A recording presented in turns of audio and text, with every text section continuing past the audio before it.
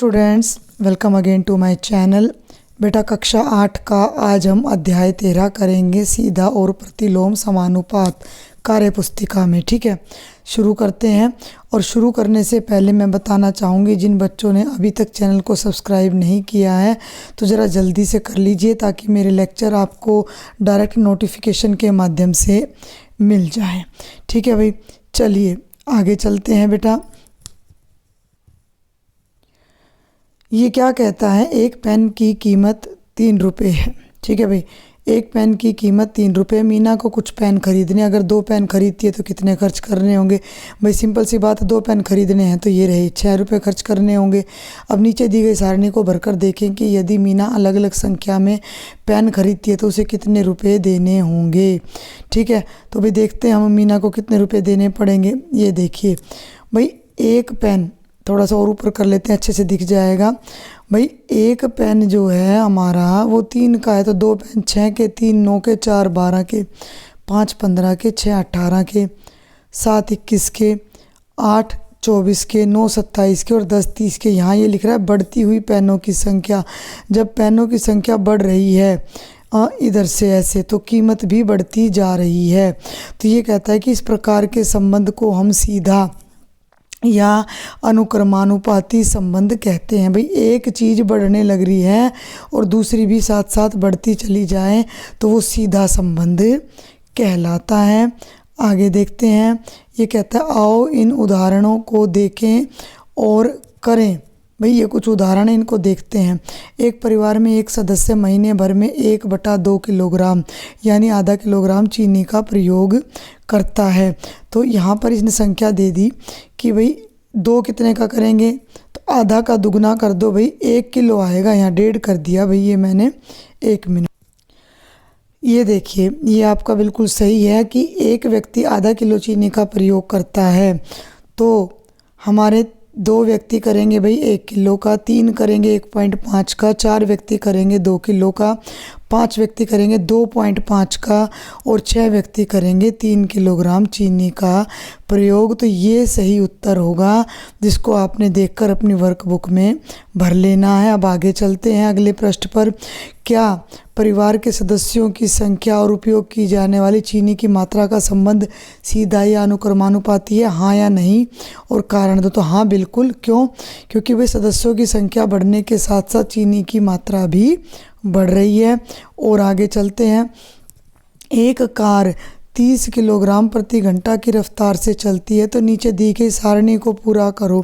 भाई 1 घंटे में कार जा रही है 30 किलोमीटर, तो 3 में जाएगी 90 किलोमीटर और 5 में जाएगी 30 5 150। तो ये सारणी मैंने भर दिया, आप यहाँ से देखकर भर लेना। अब ये आगे कहते हैं अनुपातिक विचरण की शर्त लिखो। वस्तु की संख्या ऊपर, वस्तु का मूल्य नीचे। संख्या को A1 ले लिया, मूल्य को B1 A1 by B1 A2 by B2 A3 by B3। तो मैंने लिख दिया AN बाई BN, यानी कि जितनी भी संख्या होंगी उनका मूल्य नीचे आ जाएगा। अब जो मीना की माँ है, उसने मीना और रीमा से सवाल पूछा कि 1 दर्जन केलों का मूल्य 18 रुपये है।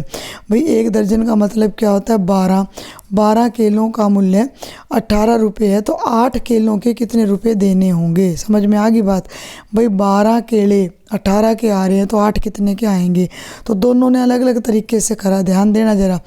मीना ने क्या किया, मीना ने सिंपल अपना मैथ लगाया कि 12 केले 18 रुपये के आ रहे हैं, तो 1 केला आएगा, 18 को 12 से भाग कर दो यानी 1 रुपये 50 पैसे का, तो 8 केले आएंगे, 18/12 गुणा 8 यानी 12 रुपये। लेकिन रीमा ने इसको अलग तरीके से किया कि कम केलों के लिए कम पैसे देने हैं, अधिक केले लोगे तो अधिक पैसे देने हैं, तो अनुक्रमानुपाती हो गया। तो उसने क्या किया, ये देखो, केलों की संख्या ऊपर ले ली, केलों का मूल्य नीचे ले लिया, तो A1 by B1 is equal to A2 by B2। अब ध्यान देना ज़रा भाई, ये कहता है कि 12 केले 18 रुपये के हैं। ठीक है भाई, 12 केले, ऊपर केलों की संख्या है, नीचे उनकी कीमत है, तो 8 केले मान लिया X रुपये के आएंगे। तो हमने आर पार गुणा कर दिया, X को हम इधर ले गए, 12 गुना X, और 18 को राइट साइड में ले गए, 8 गुणा 18, X को यहीं रखा और 8 गुणा 18 बटे 12, ये आ गया 8 गुणा 18/12, काट कर आ गया 12। उत्तर दोनों का सेम है लेकिन दोनों का तरीका अलग अलग है।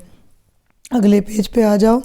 क्या दोनों तरीकों से किए गए प्रश्न का तरीका सही है, हाँ या नहीं? हाँ, दोनों सही हैं। अब आगे बढ़ो। दोनों में क्या अंतर है दोनों किए गए प्रश्नों में? तो मैंने लिख दिया, पहली विधि एक एक नियम है, दूसरी विधि में अनुपात का प्रयोग किया गया है। अब ये कहता है कि इसी तरह तुम भी दोनों तरीके से नीचे दिए गए प्रश्नों को हल करो। 5 आमों का वजन 800 ग्राम है, तो भाई 12 आमों का कितना होगा? तो ये तो है भाई एक एक नियम। 5 आम का वजन 800 ग्राम है तो एक आम का वजन कम होएगा, तो हमने क्या कर दिया, 800 को 5 से भाग कर दिया और 16 पंजे 80, 160 ग्राम आ गया। एक आम 160 ग्राम का है तो 12 आम 160 गुणा 12 1920 ग्राम के आ जाएंगे। और आगे बढ़ते हैं। अब हम थोड़ा सा ये देखिए, अब हमने कर दिया इसको अनुपात के नियम से, आमों की संख्या बटे वजन ले लिया, यानी कि A1/B1 is equal to A for आम, B फॉर वजन लगा लो आप, तो A1/B1 is equal to A2/B2। अब ध्यान देना, 5 किलो आम 800 ग्राम के हैं, 5 किलो आम नहीं 5 आम 800 ग्राम के हैं। एक बार फिर देखो, पेन को ज़रा मैं यहाँ ले आती हूँ। भाई 5 आम 800 ग्राम के, तो 12 आम x ग्राम के हो गए। x को यहाँ ले गए 5 से गुणा कर दिया, 800 को वहाँ ले गए 12 से गुणा कर दिया। ठीक है, थोड़ा और ऊपर इसको सरका लेते हैं। ये देखो, अब देखो भाई इससे आगे बढ़ो, x को तो यहीं रख लिया लेफ़्ट में, 5 को इसके नीचे ले गए तो ये हो गया 12 गुणा 800/5, काटोगे तो 160 और 160 को 12 से गुणा करोगे तो 1920 ग्राम ही आएगा। किसी विधि से भी कर लो भाई, उत्तर सेम आएगा। दूसरे सवाल पे आ जाओ। यदि 25 मीटर कपड़े का मूल्य 337.50 रुपये है तो 40 मीटर कपड़े का क्या मूल्य होगा? तो पहला तरीका है अपना एक एक नियम का, देख लो ज़रा भाई। 25 मीटर कपड़े का मूल्य 337 रुपये 50 पैसे। ये एक के नीचे जो ऐसे डंडे लग रहे हैं ना, इसका मतलब है 1 मीटर कपड़े का मूल्य। तो 337.50 को 25 से भाग कर देंगे, अपना भाग करके देख लेना, ये 13 रुपये 50 पैसे आएगा। तो 40 मीटर कपड़े का मूल्य हो जाएगा 1313.50 गुणा 40। आप कुछ मत करना, 1350 को 40 से गुणा कर देना और पीछे से 2 अंक छोड़ के दशमलव लगा देना, 540 रुपये आ जाएगा। अब आगे बढ़ते हैं। दूसरा तरीका देखो अनुपात का, कि कपड़े की लंबाई ऊपर और मूल्य नीचे है। तो 25 मीटर कपड़े का मूल्य 337 रुपये 50 पैसे, तो 40 मीटर का कितना हो जाएगा, x रुपये। आर पार गुणा कर दो, 25 गुणा x बराबर है 40 गुणा 337.50। x को यहीं रखो, 25 को नीचे ले जाओ, हल करोगे तो आपका 540 आ रहा है।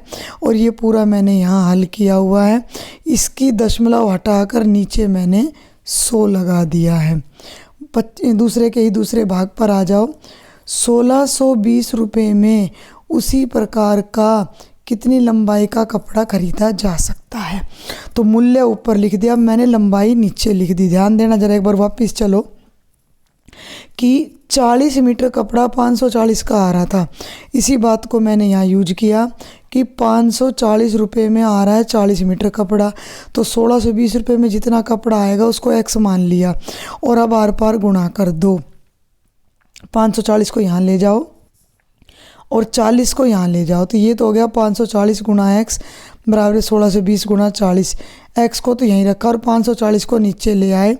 जब तुम इन सबको काटो पीटोगे तो 0 से 0 कटेगा, 54 तिया 162 और 40 तिया 120 मीटर कपड़ा आ जाएगा। आगे बढ़ती हूँ मैं। अब ये 2 लोग बात कर रहे हैं, टीचर और स्टूडेंट है या पिता पुत्री हैं, ये इसमें लिखा नहीं हुआ है। तो ये कहता है कि मीना दरअसल रोज़मर्रा की वस्तुओं की खरीद फरोख्त में वस्तुओं की संख्या बढ़ने पर उनका मूल्य बढ़ता तो है, पर वह सीधा या अनुक्रमानुपाती नहीं होता। इस बात को एक उदाहरण से समझते हैं। ये कह रहा है कि यदि 1 किलो दाल लेने पर हमें 35 रुपये देने हों और 5 किलो दाल के पैकेट का मूल्य 150 रुपये हो तो क्या वह सीधा अनुपात है। कई बार आप बाज़ार में सामान खरीदने जाते हो, आपको कह देते हैं कि भाई जी ये हमारा 4 रुपये किलो है। सुनो मेरी बात को ध्यान से, 4 रुपये किलो है, लेकिन 3 किलो लोगे तो 10 रुपये के दे देंगे। सुनना ध्यान से, वैसे 4 रुपये किलो है तो 3 किलो कितने का आएगा, 12 का। लेकिन दुकानदार हमें चॉइस दे देता है कि भाई ज़्यादा लोगे तो हम कम कर देंगे। यही बात यहाँ समझाई गई है कि 1 किलो दाल लोगे तो 35 की पड़ेगी। उस हिसाब से तो 5 किलो दाल कितने की पड़नी चाहिए, 35 गुणा 5, 5 5 25, 5 3 15 और 2 17, 175 की। लेकिन दुकानदार कहता है कि अगर 5 किलो का पैकेट लोगे तो 175 की जगह मैं 150 में दे दूंगा। तो क्या यह सीधा अनुपात है। तो आओ जांच करें। तो 1 किलो दाल आ गई 35 की, ख़त्म कहानी। अब 5 किलो का पैकेट 150 का है, तो उस हिसाब से इस पैकेट में 1 किलो दाल 30 की पड़ी और यहाँ 1 किलो दाल 35 की पड़ी, तो ये तो बराबर तो नहीं हुआ। भाई हम क्या लेते हैं कि दाल की मात्रा बटे मूल्य हर बार बराबर आना चाहिए। तो 35 या मूल्य बटे दाल ले लो, ऐसे कर लो। इसने मूल्य बटे दाल ली है भाई, इसने लिया है मूल्य बटे दाल। तो 35 रुपये में 1 किलो दाल आ रही है और 150 रुपये में 5 किलो। ये तो 35 आ रहा और ये 30 आ रहा, तो ये दोनों बराबर नहीं है।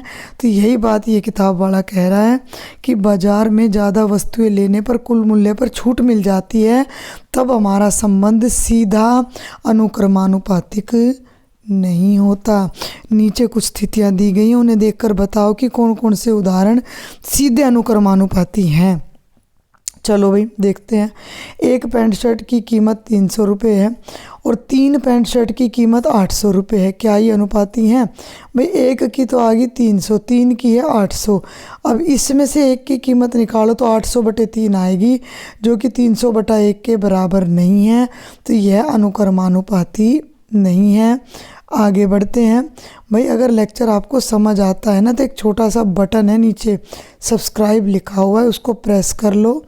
उसी के साथ एक बेल आइकन है, उसको प्रेस कर लो, ताकि आपको मेरे लेक्चर की नोटिफिकेशन तुरंत मिल जाए। व्हाट्सएप ग्रुप पे ज्वाइन कर लो ताकि आप अपनी प्रॉब्लम्स मुझसे शेयर कर सको।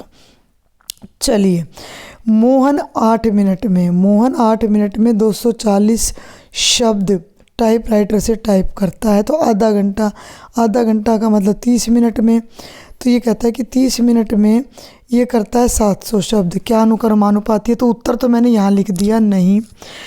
8 मिनट में 240 शब्द कर रहा है, तो 1 मिनट में 240 बटा 8, 8 तिया 24, 30 शब्द करेगा। इधर आ जाओ। 30 मिनट में 700 शब्द कर रहा है, तो 1 मिनट में 700 बटे 30 यानी 70 बटे 3 करेगा।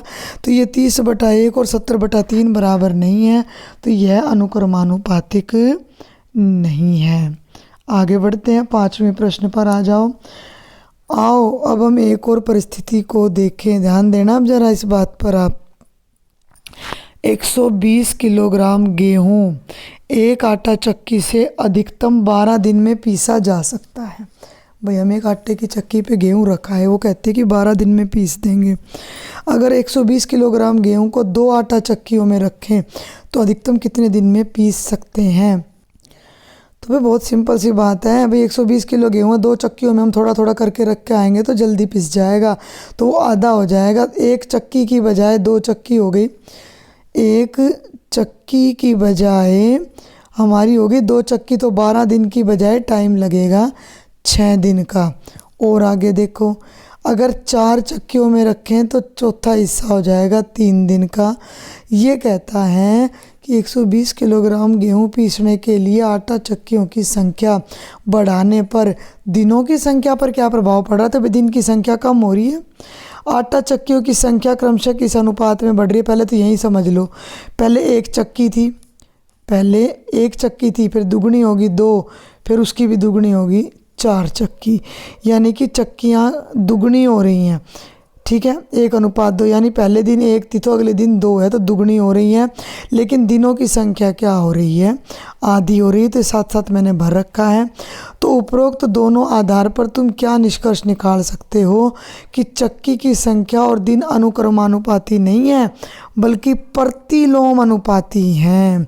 इस परिस्थिति में आटा चक्कियों की संख्या, यानी जितनी चक्की हमने ली और उनको पीसने में जो समय लगा, इन दोनों में पाए जाने वाले संबंध को प्रतिलोम संबंध या प्रतिलोम विचरण कहते हैं। तो ये जो मैंने भर रखा है, इसको देखकर इस पेज को आप पूरा कर लेना। अब भाई इसी प्रश्न को ये और आगे कह रहा है कि किन दो राशियों के बीच उपर्युक्त प्रकार का संबंध पाया जाता है, उन्हें लिखो। तो भाई चाल और समय के बीच पाया जाता है। मिस्त्री की चाल और समय का मतलब समझ लो, मैं फिर समझा दूं। गाड़ी जितनी कम स्पीड से, मान लो मुझे 100 किलोमीटर जाना है और मेरी गाड़ी की स्पीड है 20 किलोमीटर प्रति घंटा, तो मुझे लग जाएंगे 5 घंटे जाने में, 20×5 = 100। लेकिन मेरी गाड़ी की स्पीड है 50 किलोमीटर प्रति घंटा, तो मुझे 50 दूनी 100 मात्र 2 घंटे लगेंगे। मेरी गाड़ी की स्पीड बढ़ गई लेकिन मेरा टाइम कम हो गया। तो चाल और समय में उल्टा संबंध होता है। और देखो मिस्त्री की संख्या और काम में लगा समय। एक दीवार बनानी है भैया, ईंटों की दीवार है, अकेला मिस्त्री इसको 4 दिन में बनाएगा, ठीक है, एक मिस्त्री 4 दिन में। अगर मैं 2 मिस्त्री लगा दूं तो दिन कम हो जाएंगे, मिस्त्री बढ़ गए और दिनों की संख्या कम हो गई। इसी प्रकार पानी भरने का पाइप और टंकी भरने में समय, एक टंकी है उसमें एक ही पाइप छोड़ दिया पानी का तो कम टाइम में भरेगी, और उसी टंकी में 2 पाइप छोड़ दोगे तो जल्दी भरेगी। तो पाइप बढ़ गए तो टाइम कम लगेगा।